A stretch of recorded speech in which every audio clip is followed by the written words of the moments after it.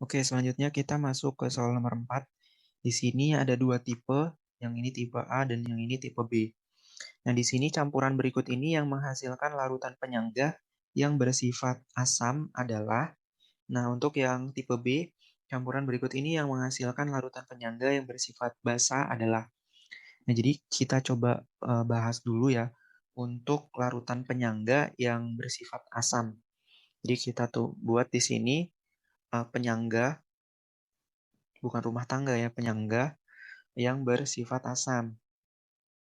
Bersifat asam. Kalau rumah tangga itu bersifat manis atau harmonis kayak gitu ya. Nah, kalau penyangga itu bersifat asam, kalau nggak basa. Kayak gitu. Nah, di sini untuk penyangga yang bersifat asam, itu biasanya hubungannya sama asam lemah. Jadi asam lemah dengan basa konjugat atau conjugate gitu ya. Basa conjugate. Nah, di sini asam lemah kan gampang lah ya kita memahaminya, ada asam kuat, ada asam lemah. Nah, kemudian apa nih basa conjugate? Nah, basa conjugate itu adalah dia basa yang kehilangan eh, jadi basa conjugate itu adalah asam lemah yang kehilangan satu H plus kayak gitu. Jadi dia kehilangan satu H plus. Contoh nih, contoh misalkan saya punya senyawa yang bentuknya kayak gini, HCN.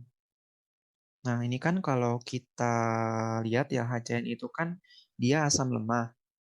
Nah, asam lemah.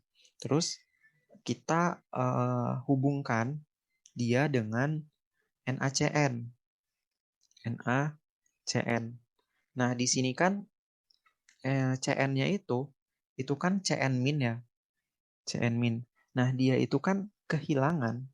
Dia itu kehilangan kehilangan satu H plus. Kayak gitu. Jadi dia itu kehilangan satu H plus. Atau kalau mau gampang ngelihatnya itu kayak gini. Jadi di sini kan ada H-nya. Nah, di sini nggak ada H-nya gitu. Jadi yang awalnya di sini ada H, tiba-tiba hanya menghilang gitu kemana. Nggak tahu kemana dia menghilang. Kayak gitu. Nah, jadi kalau misalkan ini saya simpulkan bahwa kalau di sini itu ada 7, maka di sini hanya ada 6. Kayak gitu. Kalau misalkan hanya di sini ada 8, maka di sini hanya ada 7 kayak gitu. Jadi berkurang satu lah kayak gitu ya. Nah, terus coba kita cek nih untuk di jawaban yang di sini. Nah, H di sini tuh kan kalau kita lihat kan ini satu, di sini ada 5. Berarti hanya ada 6 ya. Nah, di sini kita lihat hanya ada berapa? Ada 5. Jadi yang awalnya 6 terus di sini berubah menjadi 5 hanya. Jadi jawaban yang benar itu adalah yang ini. Terus coba kita cek deh yang B, C, D, E-nya. Nah, yang B itu kita lihat hanya ada 5. Yang ini kan ada 5 ya. 3 sama 2 jadi 5. Nah, di sini ada 3, di sini ada 3. Berarti di sini itu 6. Nah, di sini 5, di sini 6. Nah, hanya malah bertambah. Berarti yang ini salah. Nah, kemudian untuk yang ini hanya itu ada 4. Nah, di sini hanya ada 2. Nah, ini selangnya berbeda ya. Jadi di sini juga salah. Harusnya kan berselang satu gitu. Nah, di sini hanya itu satu. Nah, di sini hanya 0. Yang ini ya. Nah, tapi di sini dia walaupun berbeda selisih satu ya. Jadi ini paling lebih rendah dari satu. Nah, tapi ini bukan dikatakan sebagai larutan penyangga. Nah, kenapa? Karena kalau kita lihat di sini, ini merupakan asam kuat.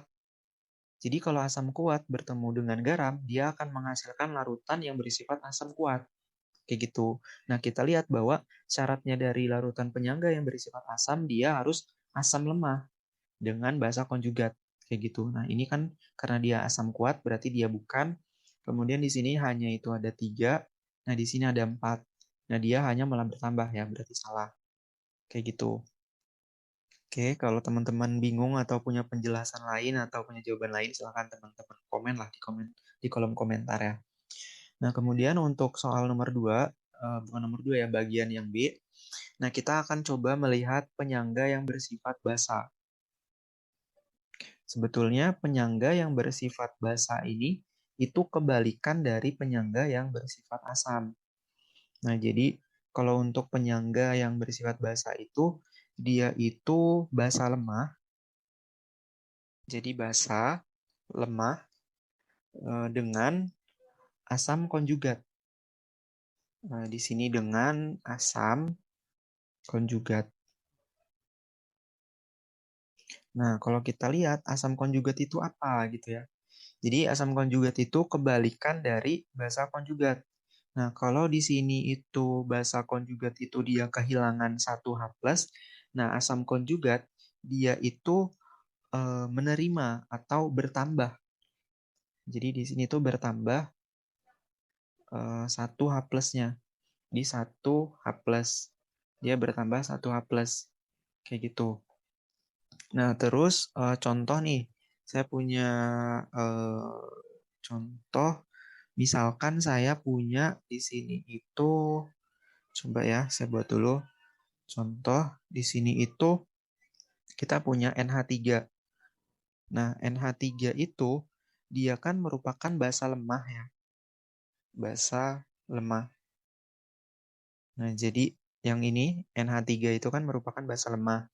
Nah, terus kita gabungkan dengan coba kita gabungkan dengan NH4Cl. NH4Cl. Nah, kalau kita lihat ya, di sini kan ada NH4. Nah, di sini kan ada NH4 nih. Nah, kalau kita lihat, dia itu kan NH4 plus ya. Kalau kita pisah gitu sama Cl-nya, dia kan menjadi NH4 plus. Nah, kalau kita lihat di sini hanya itu bertambah menjadi ditambah satu gitu ya. Hanya bertambah satu. Jadi H plusnya bertambah satu. Yang awalnya itu NH-nya itu NH3, sekarang menjadi NH4 karena hanya bertambah satu. Kayak gitu. Maka dia dikatakan sebagai basa penyangga basa gitu. Kok di sini asam ya? Penyangga yang bersifat basa. Kenapa sih ini? Tipe mulu ya. Nah, jadi penyangga yang bersifat basa ini. Nah, kita lihat coba di jawaban yang ini. Jadi ini hanya itu ada 3, di sini ada 2, berarti kan di sini 5 nih. Nah, terus di sini itu ada 3, di sini ada 6. Nah, jadi benar ya. Jadi kalau awalnya di sini itu 3, berarti di sini 4 gitu ya. Kalau di sini misalkan 7, berarti di sini 8. Jadi bertambah 1. Jadi ini benar ya. Jadi dari 5, terus di sini 6, bertambah 1. Nah, kalau di sini kita lihat, di sini dia 3, di sini ada 4, di sini ada tambah 1 menjadi 5. Jadi salah. Di sini itu 4 ya hanya, di sini ada 2. Berarti salah. Ini 1, di sini itu nggak ada. Jadi di sini 1, di sini nggak ada. Nah, ini juga salah. Kemudian untuk yang ini itu hanya ada 2, di sini nggak ada 0. Berarti salah. Gitu ya. Jadi hanya itu harus meningkat gitu. Oke, mungkin itu aja untuk pembahasan soal nomor 4. Kalau teman-teman masih bingung atau punya pertanyaan atau punya penjelasan lain, silakan teman-teman komen aja di kolom komentar. Kalau teman-teman merasa video ini bermanfaat, silakan teman-teman like dan teman-teman share ke teman-teman yang lainnya supaya makin banyak yang bisa menerima manfaat dari video ini. Saya tutup videonya. Wassalamualaikum warahmatullahi wabarakatuh.